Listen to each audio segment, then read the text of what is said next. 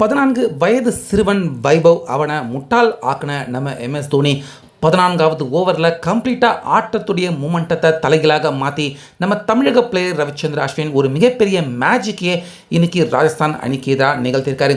So இதனால் யாருமே எதிர்பார்க்காத ஒரு பரபரப்பான ஆட்டமாக நம்ம சிஎஸ்கே ராஜஸ்தான் அணி ஆட்டம் கடைசியாக மாறியிருக்கு. ஸோ அந்த வகையில் இன்றைக்கி நம்ம எம்எஸ் தோனி அவரால் டாஸ் ஜெயிக்க முடியல. ராஜஸ்தான் அவங்க டாஸ் ஜெயிச்சு ஃபஸ்ட்டு நம்ம சிஎஸ்கே அணியை பேட்டிங் பண்ண வச்சுட்டாங்க. இதில் ஓப்பனரான ஆயுஷ் மாத்ரே, கான்வே ரெண்டு பேருமே வர கான்வே 10 ரன்னுக்கே அவசரப்பட்டு அவுட் ஆயிட்டாரு. அதுக்கப்புறமா வந்த ஊர்வில் பெரிதும் எதிர்பார்க்கப்பட்ட பிளேயர் ஆனால் 2 பந்துக்கே டக் அவுட் ஆகி வெளியேறிட்டாரு. ஸோ அவரை தொடர்ந்து உள்ளே வந்த நம்ம தமிழக பிளேயர் ரவிச்சந்திரன் அஸ்வின் அவரும் கொஞ்ச நேரம் நல்லா விளையாண்டாரு. ஆனால் 13 ரன்னுக்கே அவுட் ஆக அடுத்ததாக வந்த ஜடேஜா அவரும் 1 ரன்னுக்கே அவுட் ஆயிட்டாரு. ஆனால் ஆயுஷ் மாத்ரே ஓப்பனராக இறங்கி நல்ல அபாரமாக விளையாண்டு 43 ரன்கள் எடுத்து கொடுத்து சிஎஸ்கே அணிக்கு நல்ல துவக்கம் கொடுத்தாரு.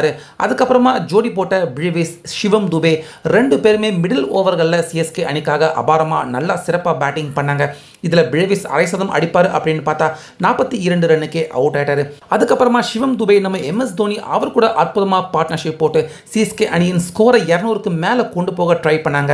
ஆனால் சிவம் துபே 39க்கு அவுட் ஆயிட்டாரு. நம்ம எம்எஸ் தோனி அவர் கூட 16 ரன் தான் எடுத்தார். ஸோ இதனால் 200 ரன்னை கடக்க முடியாமல் நம்ம சிஎஸ்கே அணி கடைசி ஓவர்களில் கொஞ்சம் ஸ்ட்ரகிள் பண்ணாங்க. இதனால் 187 ரன் மட்டுமே சிஎஸ்கே அணியால் எடுக்க முடிஞ்சுது. ஸோ இப்படி இருக்க இந்த ரன்னை சேசிங் பண்ணுறதுக்காக வந்த ராஜஸ்தான் அணி பக்கம் வழக்கம் போல சூரியவன்ஷி, வைபவ், யசஸ்வி ஜெய்ஸ்வால் ரெண்டு பேருமே ஓப்பனர்களாக வந்தாங்க.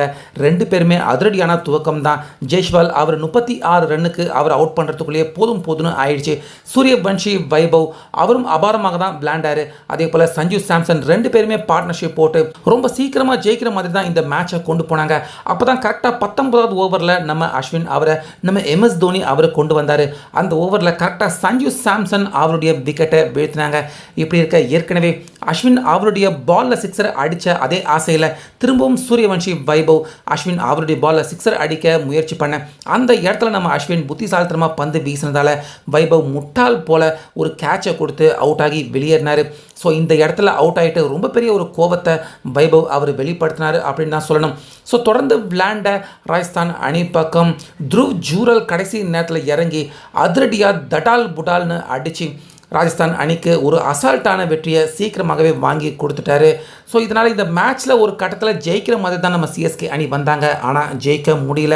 முக்கியமாக டெப்த் ஓவர்களில் நம்ம சிஎஸ்கே அணி ராஜஸ்தான் அணி பக்கம் ரன்னை வாரி வழங்கினதால் இந்த வெற்றியை ராஜஸ்தான் அணிக்கிட்ட இருந்து நம்ம சிஎஸ்கே அணி பறிக்க முடியாமல் தற்போது இந்த மேட்ச்லையும் தோல்வி அடைஞ்சு நம்ம சிஎஸ்கே அணி ஆறுதல் வெற்றியாவது அடைவாங்க அப்படின்னு தான் ரசிகர்கள் எல்லாருமே எதிர்பார்த்தாங்க.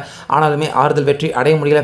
ஆனாலுமே இந்த மேட்ச்சில் நம்ம அஸ்வின் அதே போல் தோனி 2 பேருமே சேர்ந்து ஒரே ஓவரில் சஞ்சு சாம்சன் அதே போல் வைபவ் 2 பேருடைய விக்கெட்டையுமே புத்திசாலித்தனமாக வீழ்த்தினது. முக்கியமாக வைபவ் அந்த சின்ன பையனை முட்டாள்தனமாக ஆக்கி அவனுடைய விக்கெட்டை வீழ்த்தினது ரசிகர்கள் எல்லாருக்குமே ஒரு சின்ன ஆறுதலான விஷயமாக இந்த மேட்ச்சில் கண்டிப்பாக நம்ம சிஎஸ்கே ரசிகர்களுக்கு அமைஞ்சிருந்தது.